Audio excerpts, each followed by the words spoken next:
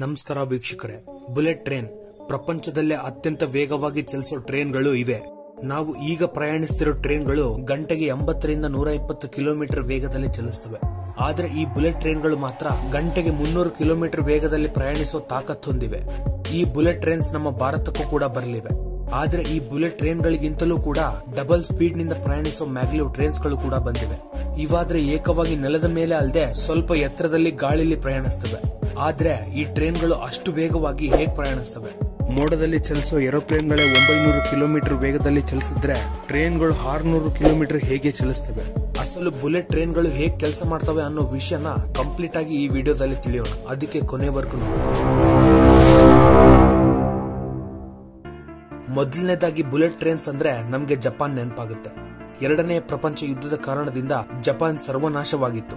ಆ ಯುದ್ಧ ಆದ್ಮೇಲೆ ಕೆಲ ವರ್ಷಗಳಿಗೆ ಪ್ರಪಂಚದ ಎಲ್ಲಾ ಭಾಗಗಳಲ್ಲೂ ಕೂಡ ಟ್ರೈನ್ ಜರ್ನಿ ಅನ್ನೋದು ಅಷ್ಟು ಫೇಮಸ್ ಆಗಿರ್ಲಿಲ್ಲ. ಆದ್ರಿಂದ ಎಲ್ಲಾ ದೇಶಗಳು ವಿಮಾನ, ಕಾರುಗಳಂತವನ್ನ ಡೆವಲಪ್ ಮಾಡ್ತಿದ್ರೆ ಒಂದು ಜಪಾನ್ ಮಾತ್ರ ಟ್ರೈನ್ಗಳನ್ನ ಡೆವಲಪ್ ಮಾಡೋ ಕೆಲಸದಲ್ಲಿ ಕೃಷಿಸ್ತಾರೆ. ಹೀಗೆ 1964ರಲ್ಲೇ ಜಪಾನ್ ಶಿಂಕಾನ್ಸುನ್ ಹೆಸರಿಂದ ಹೈ ಸ್ಪೀಡ್ ಟ್ರೈನ್ಗಳನ್ನ ತಯಾರು ಮಾಡೋದನ್ನ ಶುರು ಮಾಡುತ್ತೆ. ಇವುಗಳನ್ನೇ ಬುಲೆಟ್ ಟ್ರೈನ್ಸ್ ಅಂತ ಕೂಡ ಕರೀತಾರೆ. ಈ ಬುಲೆಟ್ ಟ್ರೈನ್ ಅನ್ನೋದು ಹೈ ಸ್ಪೀಡ್ ಟ್ರೈನ್ಗಳಲ್ಲಿ ಒಂದು ರೆವಲ್ಯೂಷನ್ ತಂದಿದೆ.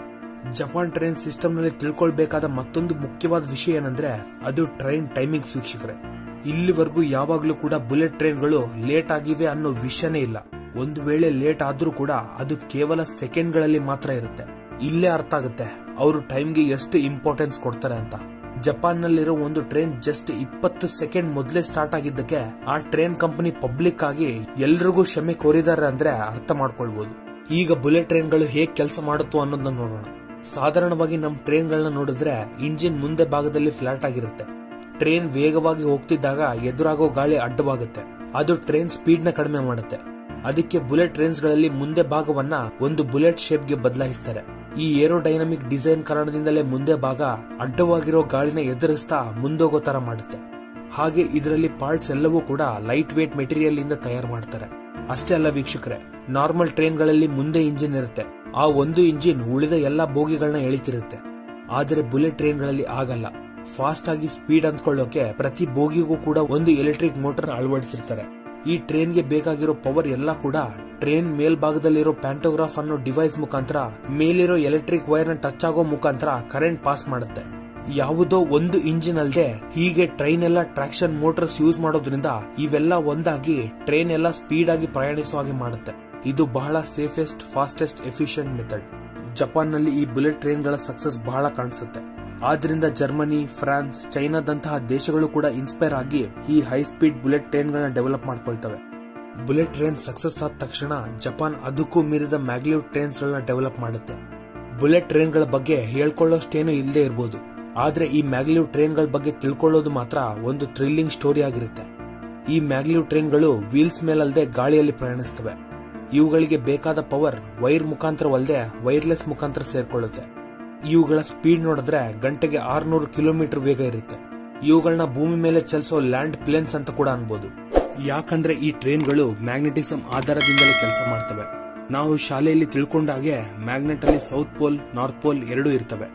ಇವುಗಳಲ್ಲಿ ಒಂದೇ ತರವಾದ ಅಂದ್ರೆ ನಾರ್ತ್ ಪೋಲ್ ಆದ್ರೂ ಅಲ್ಲದೆ ಸೌತ್ ಪೋಲ್ ಏನಾದ್ರೂ ಹತ್ರ ಕೂಡ್ಸೋಕ್ ಹೋದ್ರೆ ಅವು ರಿಪೆಲ್ ಆಗ್ತವೆ, ಅಂದ್ರೆ ವಿಕರ್ಷಿಸ್ತಾ ದೂರ ಹೋಗ್ತವೆ. ಅದೇ ಒಂದ್ ಬಾರಿ ಬೇರೆ ಬೇರೆ ಪೋಲ್ಸ್ ನ ಹತ್ರ ತಂದ್ರೆ ಅವೆರಡು ಅಟ್ರಾಕ್ಟ್ ಆಗ್ತವೆ, ಅಂದ್ರೆ ಆಕರ್ಷಿಸ್ತವೆ. ಇದು ನಮ್ಗೆ ಗೊತ್ತೇ ಇದೆ. ಆದ್ರೆ ನಾವು ಕರೆಂಟ್ ನಿಂದ ಕೂಡ ಮ್ಯಾಗ್ನೆಟ್ ನ ತಯಾರಿಸಬಹುದು. ಅದನ್ನೇ ಎಲೆಕ್ಟ್ರೋ ಮ್ಯಾಗ್ನೆಟ್ಸ್ ಅಂತ ಕೂಡ ಕರೀತಾರೆ. ಸಿಂಪಲ್ ಆಗಿ ಹೇಳೋದಾದ್ರೆ ಒಂದು ಮಳೆಗೆ ಅಥವಾ ಒಂದು ಐರನ್ ರಾಡ್ ಗೆ ಒಂದು ವೈರ್ ಸುತ್ತಿ ಅದಕ್ಕೆ ಕರೆಂಟ್ ಕೊಟ್ರೆ ಅದೇ ಮ್ಯಾಗ್ನೆಟ್ ಆಗಿ ಕೆಲಸ ಮಾಡುತ್ತೆ. ಹೇಗೆ ಮ್ಯಾಗ್ನೆಟ್ ಗೆ north pole and south pole ಇರುತ್ತೋ ಇದಕ್ಕೂ ಕೂಡ ನಾರ್ತ್ ಅಂಡ್ ಸೌತ್ ಪೋಲ್ ಇರುತ್ತೆ. ಕರೆಂಟ್ ಫ್ಲೋ ಆಗೋ ಡೈರೆಕ್ಷನ್ ನ ಬದಲಿಸಿದ್ರೆ ಪೋಲ್ಸ್ ನ ಬದಲಿಸಬಹುದು. ಈ ಮ್ಯಾಗ್ಲಿವ್ ಟ್ರೈನ್ ಗಳಲ್ಲಿ ಇವುಗಳನ್ನೇ ಬಳಸ್ತಾರೆ. ಆದ್ರೆ ಈ ಟ್ರೈನ್ ನಲ್ಲಿ ಬಳಸೋ ಎಲೆಕ್ಟ್ರೋ ಮ್ಯಾಗ್ನೆಟ್ ಗಳು ಬಹಳ ಪವರ್ಫುಲ್ ಮ್ಯಾಗ್ನೆಟಿಕ್ ಫೀಲ್ಡ್ ಹೊಂದಿರೋ ಸೂಪರ್ ಕಂಡಕ್ಟರ್ಸ್ ನ ಉಪಯೋಗಿಸ್ತಾರೆ. ಬರೀ 0.5 ಆಂಪ್ಸ್ ಕರೆಂಟ್ ಒಬ್ಬ ಮನುಷ್ಯನನ್ನೇ ಸಾಯಿಸಬಿಡಬಹುದು. ಅಂತದ್ದು ಈ ಸೂಪರ್ ಕಂಡಕ್ಟರ್ಸ್ ಗಳಲ್ಲಿ 7 ಲಕ್ಷ ಕಿಲೋ ಆಂಪಿಯರ್ ಇರೋ ಹೈ ಕರೆಂಟ್ ನ ಬಳಸ್ತಾರೆ. ಇಷ್ಟು ಕರೆಂಟ್ ಫ್ಲೋ ಆಗ್ತಿರುವಾಗ ಹೀಟಿಂಗ್ ಪ್ರಾಬ್ಲಮ್ ಬರೋದು ಖಚಿತ.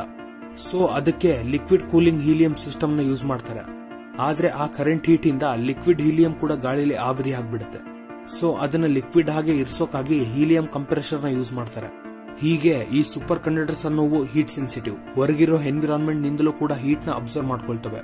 ಅದರಿಂದ ಈ ಟೋಟಲ್ ಭಾಗವನ್ನ ರೇಡಿಯೇಷನ್ ಶೀಲ್ಡ್ ನಿಂದ ಕವರ್ ಮಾಡಿರ್ತಾರೆ. ಈ ವಿಧವಾಗಿ ಒಂದು ಸೂಪರ್ ಕಂಡಕ್ಟಿವಿಟಿ ಮ್ಯಾಗ್ನೆಟ್ ತಯಾರಿಸ್ತಾರೆ. ಇಂತಹ ಸೂಪರ್ ಕಂಡಕ್ಟಿವ್ ಯೂನಿಟ್ ಗಳನ್ನ ಟ್ರೈನ್ ಗಳಲ್ಲಿ ಇಡ್ತಾ ಹೋಗ್ತಾರೆ. ಇವೇ ಮ್ಯಾಗ್ಲಿವ್ ಟ್ರೈನ್ ಗಳಿಗೆ ಹಾರ್ಟ್ ಇದ್ದಂಗೆ. ಇಲ್ಲಿ ಮ್ಯಾಗ್ಲಿವ್ ಅಂದ್ರೆ ಮ್ಯಾಗ್ನೆಟಿಕ್ ಲೆವಿಟೇಷನ್. ಇಷ್ಟೊತ್ತು ಮ್ಯಾಗ್ನೆಟ್ ಗಳ ಬಗ್ಗೆ ತಿಳ್ಕೊಂಡ್ವಿ. ಈಗ ಲೆವಿಟೇಷನ್ ಅಂದ್ರೆ ಏನು, ಅದು ಹೇಗ್ ಕೆಲಸ ಮಾಡುತ್ತೆ ಅನ್ನೋದ್ರ ಬಗ್ಗೆ ತಿಳ್ಕೊಳ್ಳೋಣ. ಈ ಮ್ಯಾಗ್ಲಿವ್ ಟ್ರೈನ್ 3 ಪ್ರಿನ್ಸಿಪಲ್ ಗಳ ಮೇಲೆ ವರ್ಕ್ ಆಗುತ್ತೆ. ನಂಬರ್ 1 ಪ್ರಪಲ್ಷನ್, ಅಂದ್ರೆ ಟ್ರೈನ್ ಮುಂದೆ ಸಾಗೋ ಹಾಗೆ ಮಾಡೋ ಸಿಸ್ಟಮ್. ನಂಬರ್ 2 ಲೆವಿಟೇಷನ್, ಅಂದ್ರೆ ಟ್ರೈನ್ ಟ್ರ್ಯಾಕ್ ಮೇಲಿಂದ ಎತ್ತಿ ಗಾಳಿಯಲ್ಲಿ ಹೋಗೋ ತರ ಮಾಡೋ ಸಿಸ್ಟಮ್. ನಂಬರ್ 3 ಗೈಡೆನ್ಸ್, ಟ್ರೈನ್ ಗಾಳಿಯಲ್ಲಿದ್ದಾಗ ಸರಿಯಾದ ಮಾರ್ಗದಲ್ಲಿ ಹೋಗೋ ತರ ಕಂಟ್ರೋಲ್ ಮಾಡೋ ಸಿಸ್ಟಮ್. ಈಗ ಇವುಗಳಲ್ಲಿ ಒಂದೊಂದಾಗಿ ವಿವರವಾಗಿ ತಿಳಿಯೋಣ. ಮೊದಲನೇದಾಗಿ ಪ್ರಪಲ್ಷನ್, ಅಂದ್ರೆ ಟ್ರೈನ್ ಮುಂದೆ ಸಾಗೋದು. ನಾರ್ಮಲ್ ಟ್ರೈನ್ಗಳಲ್ಲಾದ್ರೆ ಟ್ರೈನ್ ನಲ್ಲಿರೋ ಇಂಜಿನ್ ಅಥವಾ ಎಲೆಕ್ಟ್ರಿಕ್ ಮೋಟರ್ ಕಾರಣದಿಂದ ವೀಲ್ಸ್ ತಿರುಗಿ ಟ್ರೈನ್ ಮುಂದೆ ಹೋಗುತ್ತೆ. ಆದ್ರೆ ಮ್ಯಾಗ್ಲಿವ್ ಟ್ರೈನ್ ನಲ್ಲಿ ಇಂಜಿನ್ ಇರಲ್ಲ. ಮತ್ತೆ ಟ್ರೈನ್ ಹೇಗ್ ಮುಂದಕ್ಕೆ ಹೋಗುತ್ತೆ ಅಂದ್ರೆ ಈವರೆಗೂ ನಾವು ಹೇಳ್ಕೊಂಡ ಎಲೆಕ್ಟ್ರೋ ಮ್ಯಾಗ್ನೆಟ್ಸ್ ನ ಟ್ರೈನ್ ಟ್ರ್ಯಾಕ್ ಗೆ ಅನುಕ್ರಮವಾಗಿ ಫಿಕ್ಸ್ ಮಾಡ್ತಾರೆ. ಇವುಗಳಲ್ಲಿ ಒಂದು ಕಾಯಿಲ್ ನಾರ್ತ್, ಇನ್ನೊಂದು ಸೌತ್ ಪೋಲ್ ಆಗಿ ವರ್ಕ್ ಆಗುತ್ತೆ. ನಾವು ಮೊದಲು ಹೇಳ್ಕೊಂಡಾಗೆ ಕರೆಂಟ್ ಡೈರೆಕ್ಷನ್ ಚೇಂಜ್ ಮಾಡೋದ್ರಿಂದ ಪೋಲ್ಸ್ ಗಳು ಕೂಡ ಚೇಂಜ್ ಆಗ್ತವೆ. ಈ ರೀತಿ ಟ್ರ್ಯಾಕ್ ಪಕ್ಕಕ್ಕಿರೋ ಎಲೆಕ್ಟ್ರೋ ಮ್ಯಾಗ್ನೆಟ್ ಗಳಲ್ಲಿ ನಾರ್ತ್ ಸೌತ್ ಆಗುತ್ತೆ, ಸೌತ್ ನಾರ್ತ್ ಆಗುತ್ತೆ. ಆದ್ರೆ ಟ್ರೈನ್ ನಲ್ಲಿರೋ ಮ್ಯಾಗ್ನೆಟ್ ಗಳಲ್ಲಿ ನಾರ್ತ್ ಪೋಲ್ ಸೌತ್ ಪೋಲ್ ಅನ್ನೋದು ಚೇಂಜ್ ಆಗಲ್ಲ, ಫಿಕ್ಸ್ ಆಗೇ ಇರ್ತವೆ. ಇಲ್ಲಿ ನಾವು ಜಾಗ್ರತೆಯಿಂದ ಗಮನಿಸಿದಾಗ ಟ್ರೈನ್ ನಲ್ಲಿರೋ ನಾರ್ತ್ ಪೋಲ್ ಟ್ರ್ಯಾಕ್ ಪಕ್ಕಕ್ಕಿರೋ ನಾರ್ತ್ ಪೋಲ್ ಹತ್ರ ಬಂದಾಗ ರಿಪೆಲ್ ಆಗೋದ್ರಿಂದ ಅದೇ ರೀತಿ north pole south pole attract ಮಾಡ್ಕೊಳ್ಳೋದ್ರಿಂದ ಟ್ರೈನ್ ಮುಂದಕ್ಕೆ ಹೋಗುತ್ತೆ. ಅದೇ ಟೈಮ್ಗೆ ಟ್ರ್ಯಾಕ್ ನ ಕರೆಂಟ್ ಫ್ಲೋ ಚೇಂಜ್ ಮಾಡೋದ್ರಿಂದ ಸೈಡ್ ನಲ್ಲಿರೋ ಮ್ಯಾಗ್ನೆಟಿಕ್ ಪೋಲ್ ಗಳು ಕೂಡ ಚೇಂಜ್ ಆಗ್ತವೆ. ಇದೇ ರೀತಿ ಸೇಮ್ ಪ್ರಾಸೆಸ್ ನಡೆಯುತ್ತೆ. ಈ ವಿಧವಾಗಿ ಇದೇ ಪ್ರಾಸೆಸ್ ಫಾಸ್ಟ್ ಆಗಿ ನಡೆಯೋದ್ರಿಂದ ಟ್ರೈನ್ ಫಾಸ್ಟ್ ಆಗಿ ಮುಂದೋಗುತ್ತೆ. Next number 2 magnetic levitation. ಈ ಮ್ಯಾಗ್ಲಿವ್ ಟ್ರೈನ್ ಗಳು ಗಂಟೆಗೆ 600 ಕಿಲೋಮೀಟರ್ ವೇಗದಲ್ಲಿದ್ದಾಗ ಟ್ರ್ಯಾಕ್ ಜೊತೆ ಮೆಕ್ಯಾನಿಕಲ್ ಆಗಿ ಕಾಂಟ್ಯಾಕ್ಟ್ ಅಲ್ಲಿದ್ರೆ ಅಲ್ಲಿಯ ಫ್ರಿಕ್ಷನ್ ನಿಂದ ಟ್ರೈನ್ ಬೆಂಕಿ ಹತ್ಕೊಂಡ್ಬಿಡಬಹುದು. ಅದಕ್ಕೆ ಈ ಟ್ರೈನ್ ಗಳಲ್ಲಿರೋ ಸೂಪರ್ ಕಂಡಕ್ಟಿವ್ ಮ್ಯಾಗ್ನೆಟ್ಸ್ ನಿಂದ ಇವು ಭೂಮಿ ಮೇಲೆ 10 ಸೆಂಟಿಮೀಟರ್ ಬಿಟ್ಟು ಗಾಳಿಯಲ್ಲಿ ಪ್ರಯಾಣಿಸ್ತವೆ. ಅಸಲು ಅಷ್ಟು ದೊಡ್ಡ ಟ್ರೈನ್ ಗಾಳಿಯಲ್ಲಿ ಹೇಗೆ ಹೇಳುತ್ತೋ ನೋಡೋಣ. ಇದಕ್ಕೋಸ್ಕರ ಟ್ರೈನ್ ಟ್ರ್ಯಾಕ್ ಪಕ್ಕದಲ್ಲಿರೋ ಗೈಡ್ವೇ ನಲ್ಲಿ ನಂಬರ್ 8 ಆಕಾರದಲ್ಲಿ ಮ್ಯಾಗ್ನೆಟಿಕ್ ಕಾಯಿಲ್ಸ್ ನ ಅಳವಡಿಸಿರ್ತಾರೆ. ಟ್ರೈನ್ ಸ್ಪೀಡ್ ಆಗಿ ಹೋಗ್ತಿರುವಾಗ ಆ ಕಾಯಿಲ್ ಒಂದು ಮ್ಯಾಗ್ನೆಟ್ ಆಗಿ ಕೆಲಸ ಮಾಡುತ್ತೆ. ಟ್ರೈನ್ ನಲ್ಲಿರೋ ಸೂಪರ್ ಕಂಡಕ್ಟರ್ ಎಲೆಕ್ಟ್ರೋ ಮ್ಯಾಗ್ನೆಟ್ ಅಲ್ಲಿ ಯಾವ ಪೋಲ್ ಇರುತ್ತೋ ಅದೇ ಪೋಲ್ ಪಕ್ಕದ ಕೆಳಭಾಗದಲ್ಲೂ ಕೂಡ ಇರುತ್ತೆ. ಸೇಮ್ ಪೋಲ್ಸ್ ಒಂದರಿಂದ ಒಂದು ದೂರ ಹೋಗೋದ್ರಿಂದ ಅದೇ ಟೈಮ್ಗೆ ಮೇಲಿರೋ ಸೌತ್ ಪೋಲ್ ನಾರ್ತ್ ಪೋಲ್ ನ ಅಟ್ರಾಕ್ಟ್ ಮಾಡೋದ್ರಿಂದ ಟ್ರೈನ್ ಗಾಳಿಲಿ ಹಾರುತ್ತೆ. ಇದೇ ಡೈನಮಿಕ್ ಸಿಸ್ಟಮ್ ನಿಂದಲೇ ಟ್ರೈನ್ಗೆ ಟ್ರ್ಯಾಕ್ಗೆ 10 ಸೆಂಟಿಮೀಟರ್ ಗ್ಯಾಪ್ ಅನ್ನೋದು ನ್ಯಾಚುರಲ್ ಆಗಿ ಫಾರ್ಮ್ ಆಗುತ್ತೆ. ಹೀಗೆ ಟ್ರೈನ್ ಗಾಳಿಯಲ್ಲಿ ತೇಲೋದು ಕೇವಲ ಟ್ರೈನ್ ಭಾರಿ ವೇಗದಲ್ಲಿದ್ದಾಗ ಮಾತ್ರ. ಅದೇ ಟ್ರೈನ್ ಆಗ್ಲೇ ಶುರುವಾಗ್ತಿರುವಾಗ ಅಥವಾ ಸ್ಲೋ ಸ್ಪೀಡ್ ಗೆ ಸೇರ್ಕೊಳ್ತಿರುವಾಗ ಟ್ರೈನ್ ಗಾಳಿಯಲ್ಲಿ ತೇಲಲ್ಲ. ಅದಕ್ಕಂತಲೇ ಟ್ರೈನ್ ಗಳಿಗೆ ವೀಲ್ಸ್ ಇರ್ತವೆ. ಟ್ರೈನ್ ಸ್ಟಾರ್ಟ್ ಆದ್ಮೇಲೆ ಅದು 100 ಕಿಲೋಮೀಟರ್ ವೇಗದಲ್ಲಿ ಸೇರ್ಕೊಳ್ತಿರುವಾಗ ನಂಬರ್ 8 ಆಕಾರದಲ್ಲಿರೋ ಪೋಲ್ಸ್ ಮತ್ತೆ ಟ್ರೈನ್ ನಲ್ಲಿರೋ ಪೋಲ್ಸ್ ವರ್ಕ್ ಆಗಿ ಗಾಳಿಲಿ ತೇಲುತ್ತೆ. ಟ್ರೈನ್ ಸ್ಪೀಡ್ ಸ್ಲೋ ಆಗ್ತಿದ್ದಂಗೆ ವೀಲ್ಸ್ ಓಪನ್ ಆಗಿ ಮತ್ತೆ ಟ್ರೈನ್ ವೀಲ್ಸ್ ಮೇಲೆ ಮುಂದೋಗುತ್ತೆ. ನಾವು ವಿಮಾನದಲ್ಲಿ ನೋಡಿದಾಗೆ ವರ್ಕ್ ಆಗುತ್ತೆ. Number 3 guidance. ಟ್ರೈನ್ ಗಾಳಿಲಿ ಭೂಮಿಗಿಂತ 10 ಸೆಂಟಿಮೀಟರ್ ಮೇಲೆ ಪ್ರಯಾಣಿಸ್ತಿರುವಾಗ 600 ಕಿಲೋಮೀಟರ್ ಸ್ಪೀಡ್ ಅಲ್ಲಿರೋ ಟ್ರೈನ್ ತನ್ನ ಟ್ರ್ಯಾಕ್ ನ ಬಿಟ್ಟು ಆ ಕಡೆ ಈ ಕಡೆ ಬಂದ್ರೆ ಏನಾಗುತ್ತೆ ಅನ್ನೋದನ್ನ ನೀವೇ ಥಿಂಕ್ ಮಾಡಿ ವೀಕ್ಷಕರೇ. ಅದಕ್ಕೆ ಈ ಗೈಡೆನ್ಸ್ ಅನ್ನೋದು ಬಹಳ ಇಂಪಾರ್ಟೆಂಟ್. ಇದು ಈ ಟ್ರೈನ್ ಅಲ್ಲಿ ಹೇಗೆ ವರ್ಕ್ ಆಗುತ್ತೆ ಅನ್ನೋದನ್ನ ನೋಡೋಣ. ನಾವು ಮೊದಲೇ ಹೇಳ್ಕೊಂಡಾಗೆ ನಂಬರ್ 8 ಆಕಾರದಲ್ಲಿರೋ ಮ್ಯಾಗ್ನೆಟ್ ಗಳು ಒಂದರಿಂದ ಒಂದು ಕನೆಕ್ಟ್ ಆಗಿರ್ತವೆ. ಟ್ರೈನ್ 600 ಕಿಲೋಮೀಟರ್ ವೇಗದಲ್ಲಿ ಪ್ರಯಾಣವಾಗ್ತಿದೆ ಅಂತ ಅನ್ಕೊಂಡ್ರೆ ಟ್ರೈನ್ ಸೆಂಟ್ರಲ್ ಇದ್ರೆ ಆ 2 ಕಾಯಿಲ್ ಗಳಲ್ಲಿ ಕರೆಂಟ್ ಫ್ಲೋ ಆಗಲ್ಲ. ಅದೇ ಟ್ರೈನ್ ಟ್ರ್ಯಾಕ್ ಬಿಟ್ಟು ಯಾವುದೋ ಒಂದ್ ಕಡೆ ಬಂದ್ರೆ ಆಗ ಆ ಕಾಯಿಲ್ ಗಳಲ್ಲಿ ಕರೆಂಟ್ ಫ್ಲೋ ಆಗಿ ಸ್ಟ್ರಾಂಗ್ ಮ್ಯಾಗ್ನೆಟಿಕ್ ಫೀಲ್ಡ್ ಜನರೇಟ್ ಆಗುತ್ತೆ. ಈ ಫೋರ್ಸ್ ಮತ್ತೆ ಟ್ರೈನ್ ಅನ್ನ ಮಧ್ಯಕ್ಕೆ ಕಳಿಸುತ್ತೆ. ಮತ್ತೆ ಟ್ರೈನ್ ಸೆಂಟ್ರಿಗೆ ಬಂದು ಸೆಟಲ್ ಆದ್ಮೇಲೆ ಆ ಕರೆಂಟ್ ಫ್ಲೋ ಸ್ಟಾಪ್ ಆಗ್ಬಿಡುತ್ತೆ. ಇಲ್ಲಿ ಇನ್ನೊಂದು ಇಂಟ್ರೆಸ್ಟಿಂಗ್ ವಿಷಯ ಏನಂದ್ರೆ ಈ ಮ್ಯಾಗ್ಲಿವ್ ಟ್ರೈನ್ ಗಳು ಫುಲ್ಲಿ ಆಟೋಮೇಟೆಡ್. ಟ್ರೈನ್ ನಲ್ಲಿ ಡ್ರೈವರ್ ಇರಲ್ಲ. ಇಡೀ ಟ್ರೈನ್ ನ ಟ್ರ್ಯಾಕ್ ಮತ್ತೆ ಮ್ಯಾಗ್ನೆಟ್ ಗಳಿಂದಾನೇ ಕಂಟ್ರೋಲ್ ಮಾಡ್ತಾರೆ. ಇಲ್ಲಿ ಉಟ್ಕೊಳ್ಳೋ ಇನ್ನೊಂದು ಕ್ವಶನ್ ಎಲೆಕ್ಟ್ರಿಕ್ ಸಪ್ಲೈ. ಮತ್ತೆ ಈ ಟ್ರೈನ್ ಗಳು ಯಾವುದಕ್ಕೂ ಕನೆಕ್ಟ್ ಆಗದೆ ಪೂರ್ತಿಯಾಗಿ ಗಾಳಿಲಿ ಪ್ರಯಾಣಿಸ್ತಿರುವಾಗ ಇದಕ್ಕೆ ಕರೆಂಟ್ ಸಪ್ಲೈ ಎಲ್ಲಿಂದ ಬರುತ್ತೆ ಅನ್ನೋ ಡೌಟ್ ನಮ್ಗೆಲ್ಲ ಬಂದಿರುತ್ತೆ. ಅದಕ್ಕೆ ಉತ್ತರ ವೈರ್ಲೆಸ್ ಟ್ರಾನ್ಸ್ಮಿಷನ್.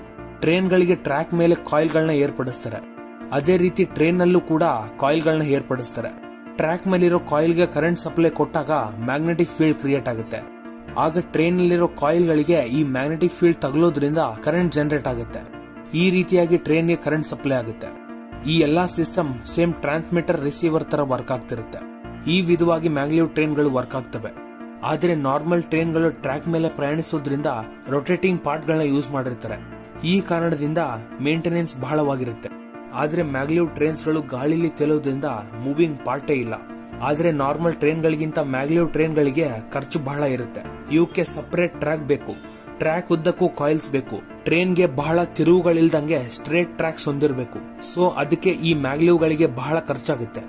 ಆದ್ರೆ ಭಾರತದಲ್ಲೂ ಕೂಡ ಮೊದಲನೇದಾಗಿ ಬುಲೆಟ್ ಟ್ರೈನ್ಸ್ ಗಳು ಶುರುವಾಗ್ತಿವೆ. ಆದ್ರೆ ನಾವು ಈಗ ಮಾತಾಡ್ಕೊಂಡ ಮ್ಯಾಗ್ಲಿವ್ ಟ್ರೈನ್ಸ್ ಗಳಲ್ಲ, ಫಸ್ಟ್ ಅಲ್ಲೇ ಹೇಳ್ಕೊಂಡ ನಾರ್ಮಲ್ ಬುಲೆಟ್ ಟ್ರೈನ್ಗಳು. ನಮ್ಮ ದೇಶದಲ್ಲಿ ಬುಲೆಟ್ ಟ್ರೈನ್ಗಳು ಗಂಟೆಗೆ ಸುಮಾರು 250 ಕಿಲೋಮೀಟರ್ ನಿಂದ 300 ಕಿಲೋಮೀಟರ್ ವೇಗದಲ್ಲಿ ಪ್ರಯಾಣಿಸುವ ಹಾಗೆ ಸಿದ್ಧಪಡಿಸುತ್ತಿದ್ದಾರೆ. ಈ ಪ್ರಾಜೆಕ್ಟ್ ನ ಮೋದಿ ಅವರು ಮತ್ತೆ ಜಪಾನ್ ಪ್ರಧಾನಿ 2017ರಲ್ಲಿ ಅಹಮದಾಬಾದ್ ನಲ್ಲಿ ಶುರು ಮಾಡಿದ್ದಾರೆ. ಈ ಪ್ರಾಜೆಕ್ಟ್ ನಲ್ಲಿ ಮುಂಬೈನಿಂದ ಅಹಮದಾಬಾದ್ಗೆ ಬರೀ 2 ಗಂಟೆಯಲ್ಲಿ ಪ್ರಯಾಣಿಸಬಹುದು. ಇದೇ ನೋಡಿ ವೀಕ್ಷಕರೇ ಬುಲೆಟ್ ಟ್ರೈನ್ ಕತೆ. ನಿಮ್ಗೆ ಈ ಸ್ಟೋರಿ ಇಷ್ಟ ಆಗಿದ್ರೆ ವಿಡಿಯೋ ಲೈಕ್ ಮಾಡಿ, ಚಾನಲ್ ಸಬ್ಸ್ಕ್ರೈಬ್ ಮಾಡಿ. Thank you for watching.